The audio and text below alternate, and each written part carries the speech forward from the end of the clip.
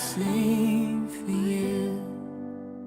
This morning we are continuing our look at stories of joy in the face of hard things, and I want to introduce you to my friend Kristin Henderson. You might recognize her from behind the keyboard, and when she was telling me her story, she started with, "Sometimes life doesn't end up the way we expect." So Kristin, tell us a little bit about what you meant by that.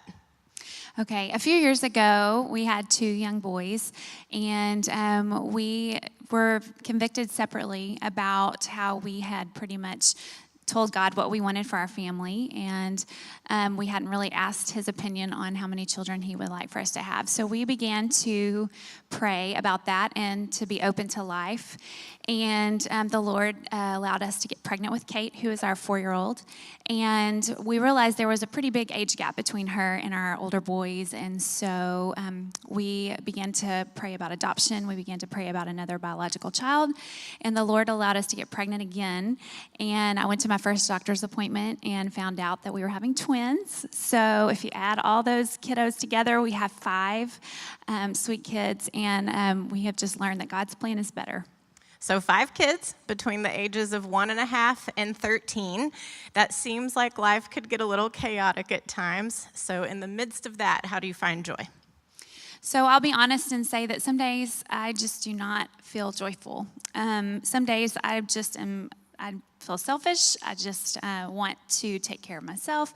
I don't want to meet the needs of my husband. I don't want to meet the needs of my kids. But the Lord has been gracious, and it's been awesome because my relationship with Scott, my husband, has improved, and it is better than it's ever been. We just have learned to lean on each other and rely on each other in ways we never have had to before as a team and as a couple.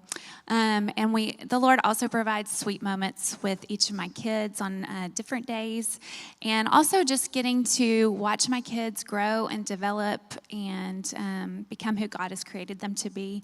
Those are sweet moments as well. That's awesome. So a lot of busyness every day. You've got a lot on your plate, and I know that spending time with God is a priority for you. So how in the world does that happen?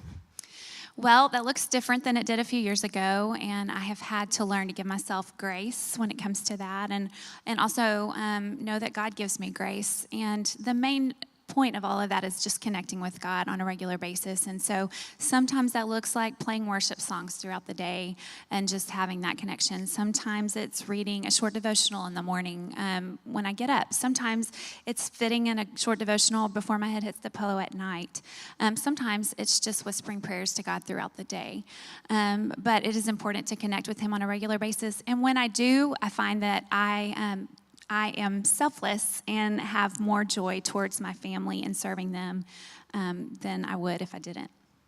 So spending time with God is a priority, but you also mentioned that this busyness and having such a full plate has caused you to reevaluate all of your priorities in general. So tell us about what that means. So it's really made me reevaluate how I find my worth. I've just learned to find my worth in who God says I am, not in what other people think about me or what social media says I should be or do or where I should go, but just finding who I am in Christ.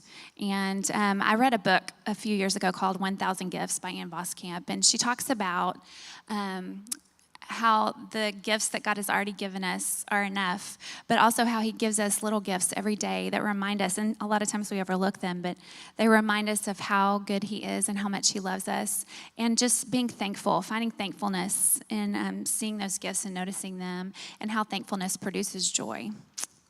Awesome. Thank you so much, Kristin, for sharing what it looks like to find joy in the middle of chaos and busyness. Sometimes I think busyness is almost the biggest enemy of that, and you've shown us that you have to be intentional to do that, so we appreciate you sharing.